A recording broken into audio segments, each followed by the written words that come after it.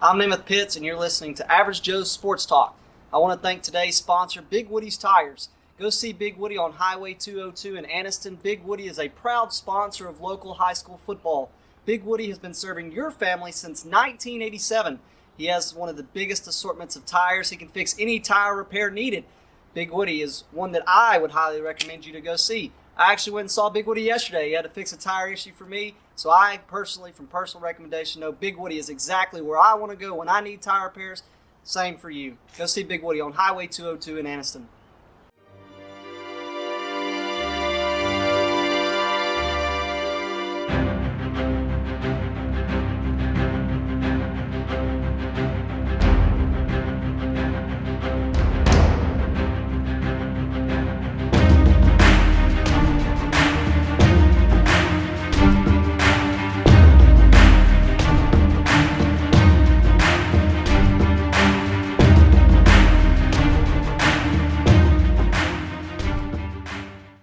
We're here at Donoho High School on the Donoho campus, and we're going to let this man in front of us introduce himself. So, Coach, why don't you introduce yourself? My name is Mark Sanders. A 2001 graduate of Asheville High School. I graduated from the University of Alabama in 2006, where I was fortunate enough to play the game of football and play for a few coaches. I started out my head coaching career at Victory Christian in 2014, and was lucky enough to land a Donoho head coaching job in 2017, and that's where I am right now. Coach, you talked about how you kind of briefly played at Asheville High School in high school and then went on to play at the University of Alabama. So talk a little bit about your playing days back at Asheville and then kind of talk about the playing days at Alabama. Well, starting out, football and Asheville football was in my blood from a very young age. My dad was one of the coaches early on when guys like Rush Probst and John Gross and Bill Clark were all coaching together on the staff. My dad was with them, and I was always hanging around, being a water boy and a manager and whatnot. And, that just kind of put me in place to just see guys coaching, kind of see the way that they handle themselves. And that's kind of, I guess, where my coaching began, really, because you start watching people at a young age and finding out little tendencies and things that they do. Well, anyway, so carry that on. John Gross was my coach going through school up until my senior year, and phenomenal coach.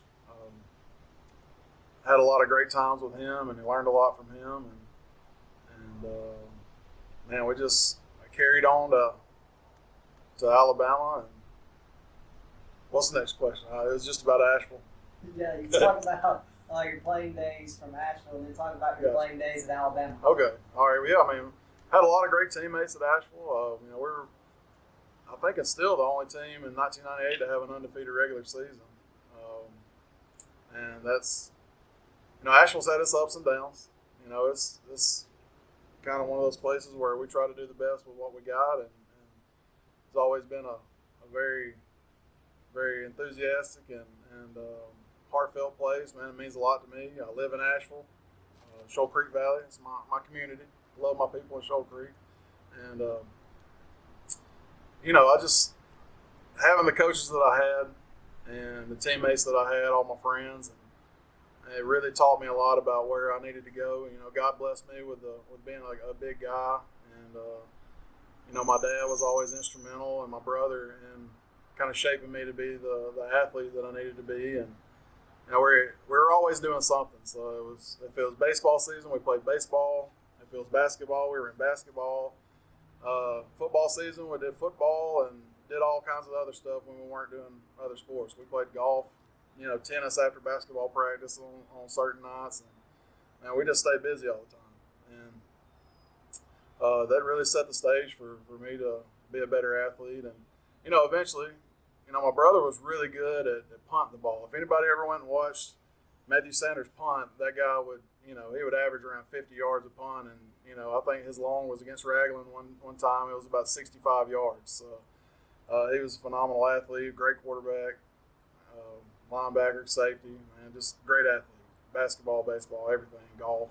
He just, having an older brother like that who was great at everything kind of helped me be somewhat decent at some things, But God blessed me with some size. And while he was at camp for kicking, that's when I kind of started having some coaches talk to me because they noticed that I was kind of a big kid. And so then we went to Coach Gross carried us to watch Alabama practice one day, and I think it was a spring practice, and it was while Mike Dubose was the coach at Alabama, and I just ended up talking to some of the coaches there. They got to know who I was. They knew who my brother was because of his punting, and so then going to camps there, learning who they were. They offered me a scholarship between the summer between my junior and senior year. After camp, they realized that I was something that they wanted to take a chance on. And, God just blessed me from there. I didn't have the best career in the world at Bama. I stayed hurt. It seemed like every year, I got hurt, but I just kept giving it to God and asking Him for guidance. And everything that I've done up until this moment has been directed by God. And all the heartbreaks and the good times have all built up to where we are now. And it was one thing I love about being able to do what I do, and it's changing young men's lives and trying to help them find their path and their direction, and trusting God to lead them in the way that He needs to use them in this world to better His kingdom. So that's the life I live, and love it. So, Coach, you get into head coaching. You take the first head coaching position at Victory Christian High School. You're at Victory Christian for 3 years, and then you leave, and now you're at Donoho. So tell us a little bit about your experience at Victory Christian, and then what led to you leaving Victory Christian to take the head coaching job here at Donoho. Oh, so the whole story of me getting into coaching kind of started around, I was helping Teddy Helms at Coosa Christian, and really I had helped Randy Farmer at Coosa Christian. I came over and kind of took his offensive line and worked with him a little bit while he was there. Teddy Helms had asked me to come, kind of do the same thing with his guys. Can't remember what year it was. They had a decent little playoff team that year, but it's around 2009, 2010, something like that. But anyway, I'm getting old. But that's kind of, that kind of got me and kind of planted the seed of coaching in me, because I always loved the game of football, but never really thought too much about coaching. And that's kind of what led me to realize that, hey, this is something that you might want to do, because you can develop good relationships with kids, and the game. So one thing led to another, and certain people were put in the right places to help get me in front of the right people.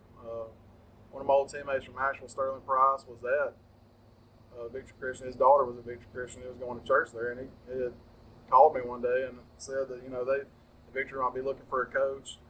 And I came up and I met with the pastor up there, and ended up they didn't need a coach, and it was a crazy story. And I went in to talk to the pastor, and he ended up telling me that at the time they didn't need a head coach. Their coach was still there, but they were wanting me to come help out. And I was like, oh, okay. Well, I really can't do that right now because I got to feed my kids. But maybe in the future, I'll be your coach. And so honestly, I left the job that I was working and went and worked through a company at Honda, and I was a supervisor over there. And this was probably 6 months later. I get a call out of the blue from that pastor and said that their head coach had decided to retire. And he wanted to offer me the job there, and I heard God tell me the word yes. And I said yes right there in that moment. And even though I knew it would be a pay decrease from what I was making, I knew where God wanted me to go. I felt the Holy Spirit speaking to me, telling me that He wanted to take me places and change some lives. So I took the job. At the time I went in, the team for the previous 4 years had only won one game in those 4 years. And I knew that it was going to be a monumental change that had to take place in order for us to win games. And so we did. Went in with a mindset that, growing in the weight room is how we're going to change this thing, coming together, having a family atmosphere, loving each other. And the boys at the time, I love those kids, and they know it. I still talk to a lot of them, but they had been through so much during that time. They had didn't have a lot of kids playing. There was one year they literally finished games with about 8 or 9 kids playing, some really tough schools. And so they had been through the fire. I knew what they were battle tested. I knew they had some toughness and grit in them. The only thing I needed to do was give them some leadership and kind of mend their hearts and get them believing in themselves. And honestly, a lot of kids in the world just need somebody to help them to believe in themselves. And once you do that, they start realizing what they're capable of doing. And that's really all I had to do: help them believe in themselves, get their hearts moving in one direction, put some muscle on their bones, and come up with different ways to try to outsmart other teams. And so my first year there in 2014, we went from winning 1 game in 4 years to winning 4 games that first year, and really lost by 1 possession, having a 5-5 season our first year, which was awesome. The school hadn't felt that in a while. It was winning games, so it was pretty cool. And the next year was a really special year. 2015, we changed things up. I realized the kind of athletes I had, and we put in some different offensive things. We just had some go-getters out on the field, and kept getting them stronger, and ended up winning 9 games and winning the school's first and only playoff victory that year. We lost in the second round, but still, going from what we had to doing what we did was pretty awesome. And like 1A football goes, the next year we ended up going 5-5, and it was a tough year, but we were still winning games. But I had prayed during the season. I felt changes going on, and I prayed during the season about where God wanted to take me in my life, and I was asking Him, what do you want me to do in my life? Where are you going to take me? And I kid you not that when I said that, the word Donoho flashed into my mind, and it was one of the most amazing moments ever, because I had no idea that the coach from Donoho was going to retire after that season. I had no idea. Didn't know that certain things were going to take place, and come January the next year, I was up here, or February the next year, I was up here working. And that's just, I try to tell my boys just how real God is, and how if you submit your will to Him, He will take care of you, and He'll show you the direction if you just sit and listen, and you pray about it, and you listen. You really listen. You don't just say it and forget about it. You listen to what He wants you to hear, and He'll reveal it to you eventually. So that happened. I get here. The guys that had rough seasons before that. And honestly, here's a funny thing. In 2014, my first year at Victory Christian, the worst loss in the school's history happened my very first year by Donoho. It's still a record. We get beat 79-6 by Donoho. And they had some phenomenal athletes. And it was the worst loss of my career, and it was by Donoho when I was at Victory. And but now, now it's a really big rival. Donoho and Victory are really big rivals. We kind of, since my time going over there, the rivalry really hadn't really taken off until my transition from Victory Christian over here to Donoho. Everything. We'd have kids come to the game painted up. And it's just, the rivalry's grown pretty good. So, but yeah, we've had some. We had a couple tough years while I've been here. My first year we went 2-8. We're just trying to reinvent the culture up here, and just like I did at Victory. And then the next 2 years we had great years, great teams. They really bought into what we were trying to do. We went 9-3 in 2019, and lost to Marshall in the second round. They won the state championship, and we had them going through the third quarter until they finally decided to turn the Jets on us. And, then 2019, we went 9-2 and had a great year. We lost in the second round again to Galesville. Not Galesville, but Decatur Heritage. And then 2020 happened, and then everything fell out of the bottom. It was rough, for most people. There was so many heartaches and different bad things thrown at us. It was just a really tough year to navigate, and it was really a reinventing year last year for us. The only win that we had happened on paper due to a forfeit by TC, and it was a rough year, but it's also a year that we're going to use to better ourselves this year, and that's where we sit here in summer workouts. Our guys are working hard right now, and we're focused on getting better. Coach, anyone that's really looked at your resume can tell that, let's be honest, you turned programs that didn't necessarily see success, and you turned them into successful programs. You did that at Victory Christian. They didn't have much success. You had 2 winning seasons. Came into Donoho, like you said, you had them 2 teams where eventually you fell to the state champs, Marshall Bible. You fell to a very, very good Decatur Heritage.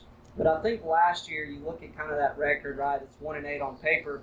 But I think there was a lot of expectations coming into the season, especially with Spring Garden moving up to 2A. But anybody that really has kind of kept up with Donoho and knows that last year you guys really dealt with some injuries. And so kind of talk about what transpired last season that really caused, things to go so downward. Okay. Well, I played offensive line at Alabama, and I've always known that when you have a great offensive line, you don't have to have the best running backs in the world or the best backfield. Like, you can get things done. And I literally talked to my team about that today. So, honestly, we had 2 guys on the line, one of which had stayed injured last year, that had played before, literally played football before. And so we were having to train guys that were not skilled in the game how to be the most important part of an offensive unit.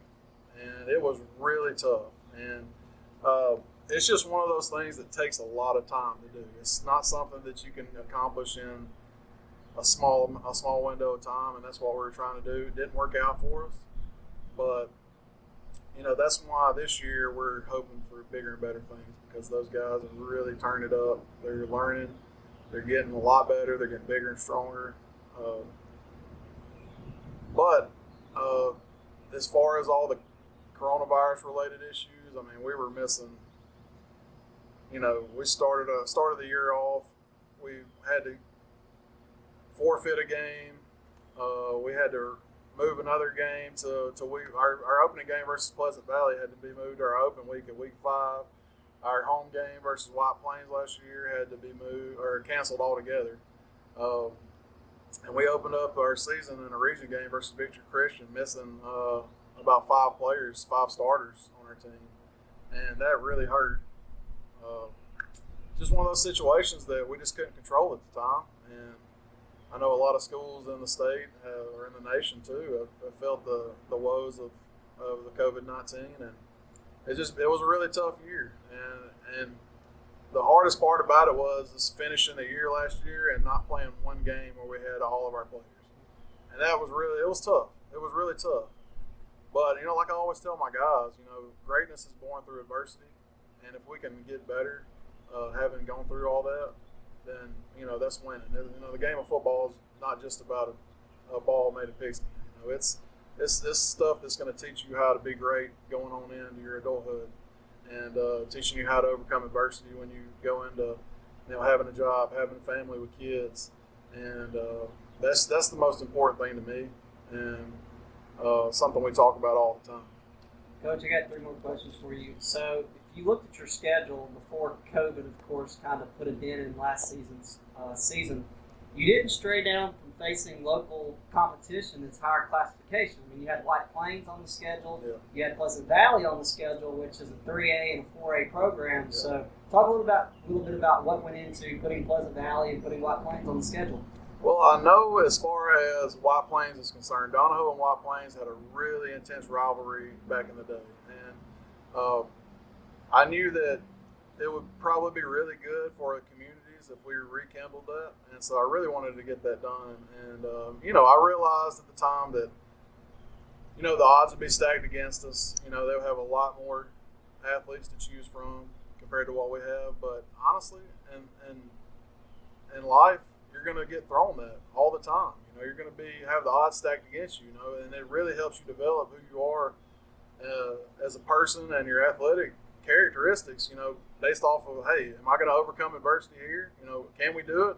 I try to teach my guys, yes, we can do it. And if it ends up to being where it doesn't happen, well, that's just part of life.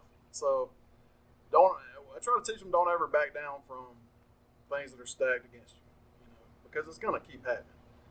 Pleasant Valley, Coach Nix, I thought that it would be a good opportunity for us, when he called me and asked if I wanted to play. And I realized they had there's a lot of big guys on their team, good athletes. But I thought local area games is something that would really help us out. Coach, last year was a very, very difficult year for, I think, just about every school in the state of Alabama because of COVID. So talk about the adjustments you had to make as a head coach last year with COVID and how you kind of kept this place, COVID-free. Well, I could have never done it alone.